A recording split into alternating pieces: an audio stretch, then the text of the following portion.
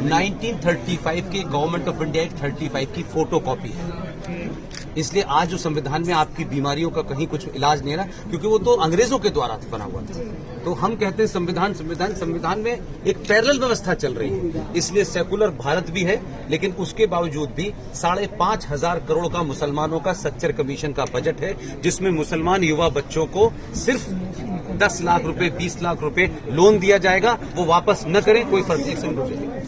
इसी तरीके से माइनॉरिटी कमीशन का कई हजार करोड़ का बजट है। इसी तरीके से मुस्लिम मुफस्सला बोर्ड का बजट है। इसी तरह मुस्लिम एजुकेशन बोर्ड का अलग से।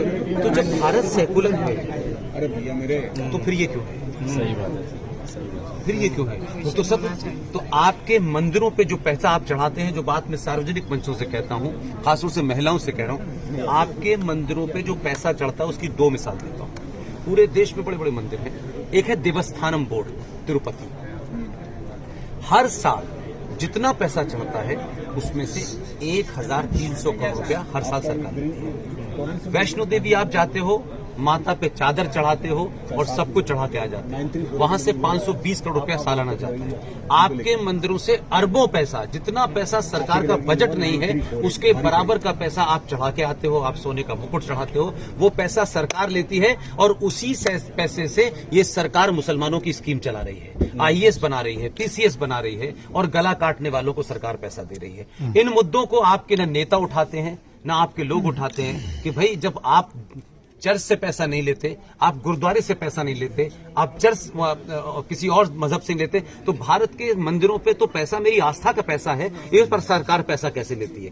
फिर दूसरा, सारे सरकार ने जितने भी हिंदुओं के मंदिर हैं उनका नियंत्रण जो है वो सरकारी हो गया है। यानी डिस्ट्रिक्ट मजिस्ट्रेट अगर अब्दुल रहमान है तो आपके मंदिर उसके अंडर में आएगा। तो मैं ये कह रहा हूं कि समाज के ठेकेदार जो हिंदुत्व की सुबह से शाम तक बात करते हैं, वो वैष्णो देवी के ट्रस्ट में 20 मुसलमान क्यों है ये नहीं पूछते। इसलिए आपसे मैं सबसे कह रहा हूं, पैसा मंदिर पे मत चढ़ाइए, वो पैसा आपकी गर्दन काटने वालों के पास जाए।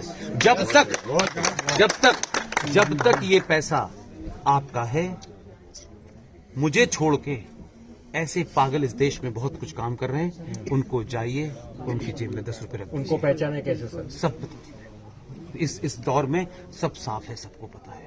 इसलिए वो जो लड़ाई लड़ रहे हैं, इसलिए मैंने विष्णु शंकर का जिक्र किया। एक साधारण परिवार का लड़का अपने पैसे से फ्लाइट की टिकट लेता है, बनारस में उसके ऊपर हमला होता है, बनारस में फिर हम जाके चीफ सेक्रेटरी से मिलते हैं, उसे सुरक्षा। ये सार्वजनिक मंचों से नहीं कही जा सकती। हमको पैसा कोई आया उनके साथ 2,000 रुपए ले लीजिए, हम